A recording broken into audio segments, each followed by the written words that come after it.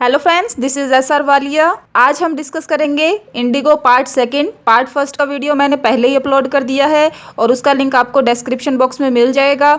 और अगर कोई स्टूडेंट्स ओनली हिंदी समरी पढ़ना चाहता है तो वो वीडियो भी मैंने अपलोड कर रखा है। आप डिस्क्रिप्शन में जाकर लिंक पर जाकर वो वीडियो देख सकते हैं।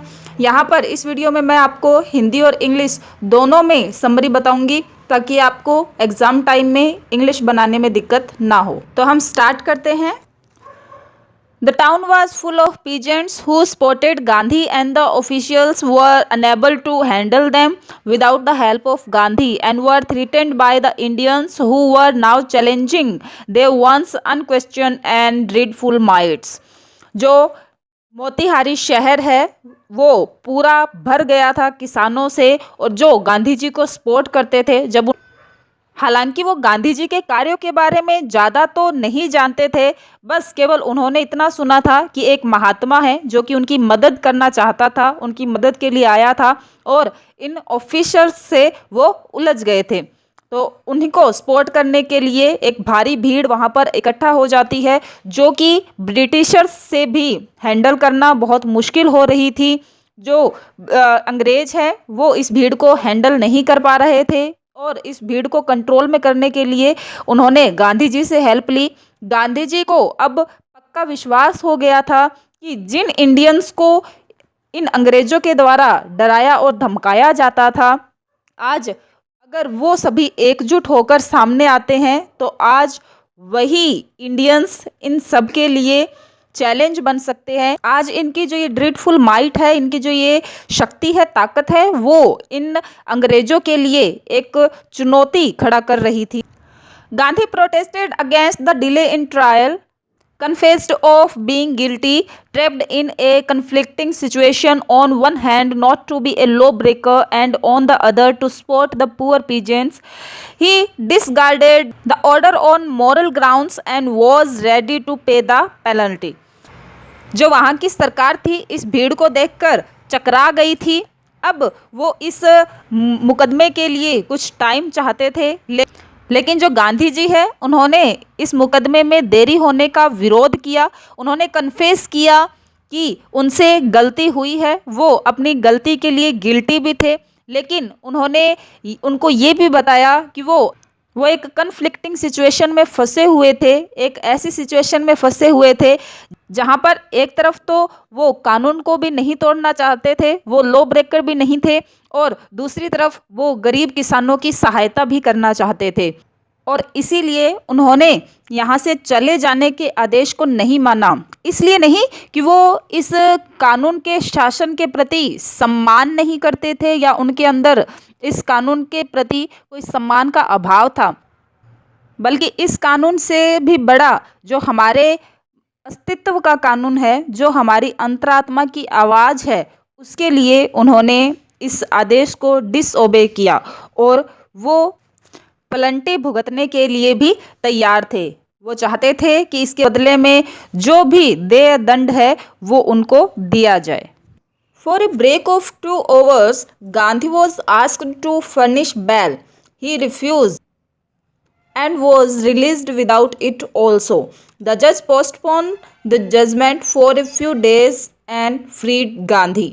अब यहाँ पर मजिस्ट्रेट ने 2 घंटे का समय लिया और उन्होंने कहा कि 2 घंटे के बाद फैसला सुनाया जाएगा और तब तक के लिए गांधी जी को जमानत देने को कहा। लेकिन गांधी जी मना कर देते हैं जमानत के लिए और सुनवाई के बाद उन्हें बिना जमानत ही रिलीज़ कर दिया जाता है, छोड़ दिया जाता है। और जब दोबारा कोर्ट लगता है तो जज अपना फैसला कुछ दिनों के लिए टाल देता है और गांधी जी को फ्री कर देते हैं। The lawyers from Bihar decided to court arrest in case Gandhi was arrested.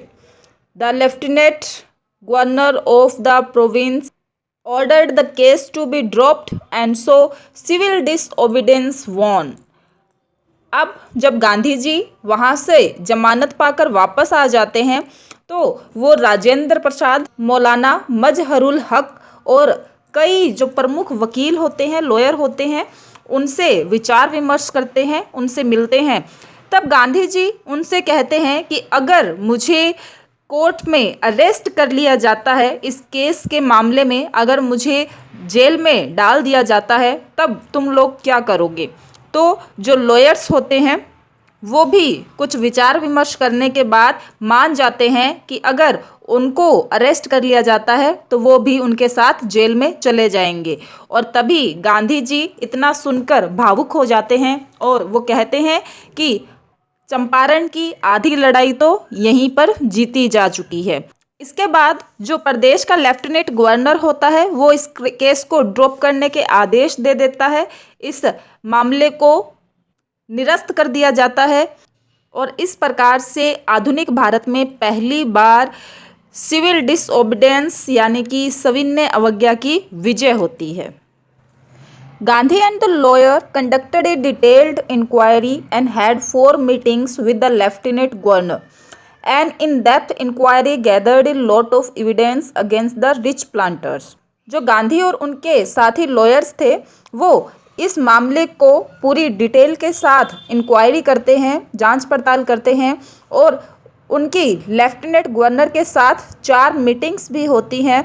Gandhi उस मीटिंग को अटेंड करने से पहले अपने सभी साथियों से मिलकर उनको समझाते हैं कि अगर वो नहीं लौटे तो उनकी अनुपस्थिति में इस सविनय अवज्ञा आंदोलन को कैसे कंटिन्यू किया जाए। और उस मीटिंग के परिणाम स्वरूप जो शेर क्रॉपर किसान की जो स्थिति थी उसकी जांच पड़ताल के लिए इंक्वायरी के लिए एक सरकारी कमीशन आयुक्त किया जाता है और उस पर इंक्वायरी की जाती है और परिणाम स्वरूप उस इंक्वायरी के अंदर जो अमीर प्लांटर्स थे, जमींदार थे, उनके खिलाफ बहुत सारे जो एविडेंस हैं, जो सबूत है वो इकट्ठे हो जाते हैं और इस प्रकार जो प्लांटर्स हैं वो इस केस में गिल्टी पाए जाते हैं।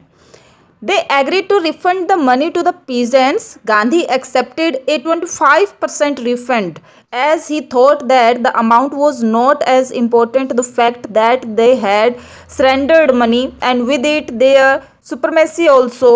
This encouraged the peasant and made them free from the fear of the landowners who behaved like lords.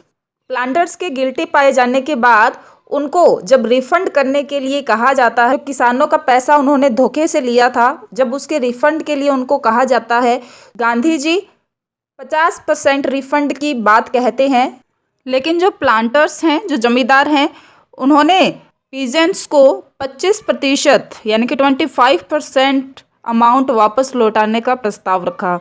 लेकिन गांधी जी ने लास्ट में ये जो 25 रिफंड है इसको भी स्वीकार कर लिया क्योंकि उनका मानना था कि उस समय उनके लिए ये अमाउंट इतनी इम्पोर्टेंट नहीं थी जितना कि वो अपनी प्रतिष्ठा को दांव पर रखकर हमारे सामने सरेंडर कर रहे थे और रिफंड देने के लिए भी तैयार हो गए थे। तो ये उनके लिए एक बहुत ही इम्पोर्टेंट फैक्ट था और इससे किसानों का साहस भी बढ़ता है और जो ये लैंडलॉर्ड, जो ये जमींदार लैंड ओनर्स थे, जो ये स्वामी बने बैठे थे, जो कि भगवान की तरह, लॉर्ड्स की तरह उनके साथ व्यवहार किया करते थे, अब इससे उनके डर से किसानों को बिल्कुल मुक्ति मिलने वाली थी, वो बिल्कुल इनसे फ्री होने वाले थे। तो गांधी जी के लिए इस 25% रिफंड से ज़्यादा इम्पोर्टेंट इन किसानों को इस डर से मुक्त करवाना था, फ्री करवाना था।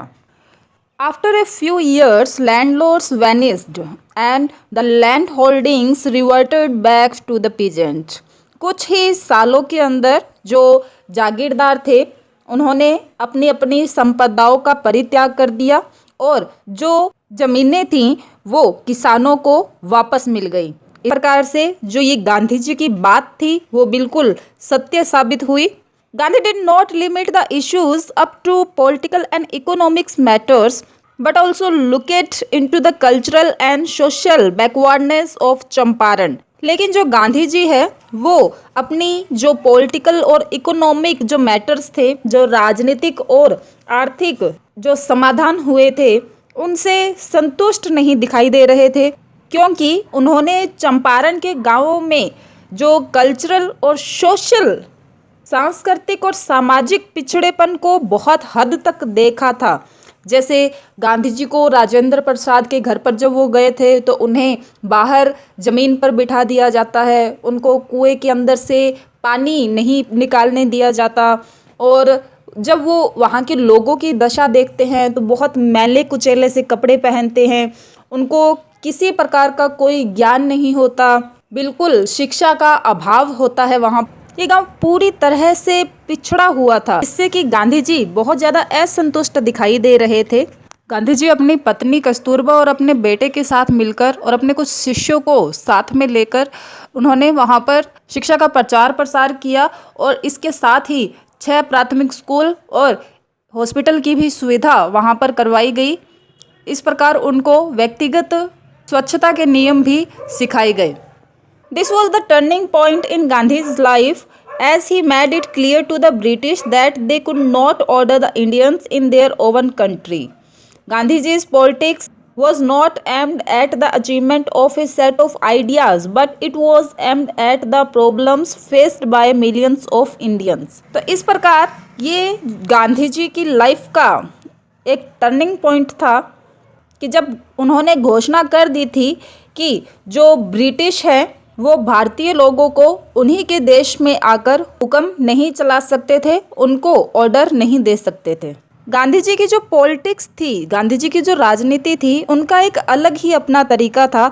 उनकी ये राजनीति कोई विचारों या कल्पनाओं के प्रति नहीं थी, उनसे जुड़ी हुई नहीं थी, बल्कि ये तो जो भारतीय लाखों लोग हैं उनके व्यवहारिक और रूटीन की जो समस्याएं हैं उनसे जुड़ी हुई थी। ये जो प्रॉब्लम फेस करते हैं, समस्याओं से जूझते हैं, इन समस्याओं से इन जीते जागते इंसानों के प्रति उनकी निष्ठा थी। इसके अलावा गांधी जी सिर्फ इतना ही चाहते थे कि वे अपने प्रयासों के द्वारा भारतीय लोगों को स्वतंत्र बना सकें और उन्हें अपने पैरों पर खड़ा होने के लायक कर सकें। They refused help from Charles Fier Andrews, an English pacifist, as he wanted them to be strong and depend upon themselves. यहाँ जब चंपारण की जो ये कार्यवाही शुरू हुई थी तो इसके स्टार्टिंग में ही जो एक चार्ल्स फ्रियर एंड्रयूज जो कि एक पैसिफिस्ट यानी कि शांति दूत था, जो कि गांधी जी का फ्लोवर बन चुका था, उनका अनुयायी बन चुका था, भी चंपारण में रहने की और अपनी सेवा प्रदान करने की इच्छा जाहिर की, लेकिन गांधी जी ने उसको साफ तौर पर मना कर दिया। हालांकि जो लॉयर्स राजेंद्र प्रसाद और जो दूसरे लोग थे वो चाहते थे कि एंड्रयूज वहाँ पर रहे ताकि उनको कुछ हौसला बना रहे, एक अंग्रेज उनके साथ था। लेकिन गांधी जी ने इस प्रस्ताव को पूरी तरह से रिफ्यूज़ कर दिया क्योंकि वो चाहते थे कि जो इंडियंस है वो खुद स्ट्रॉन्ग बने और खुद अपने आप पर डिपेंड हो, ना कि किसी और पर। और इस प्रकार गांधी जी ने उन्हें आत्मनिर्भरता का पाठ भी सिखाया। इसी के साथ ये लेसन कंप्लीट होता है। अगर आपको वीडियो पसंद आई हो तो प्लीज़ लाइक कीजिएगा, सब्सक्राइब कीजिएगा और मुझे कमेंट में बताइएगा कि आपको वीडियो कैसी लगी। अगर आप इसके शॉर्ट हिंदी समरी सुनना चाहते हैं तो डिस्क्रिप्शन में लिंक दिया गया है, आप उस लिंक पर जाकर दूसरा वीडियो देख सकते हैं। मिलते हैं एक नए वीडियो के साथ, तब तक stay home, stay safe. Thank you.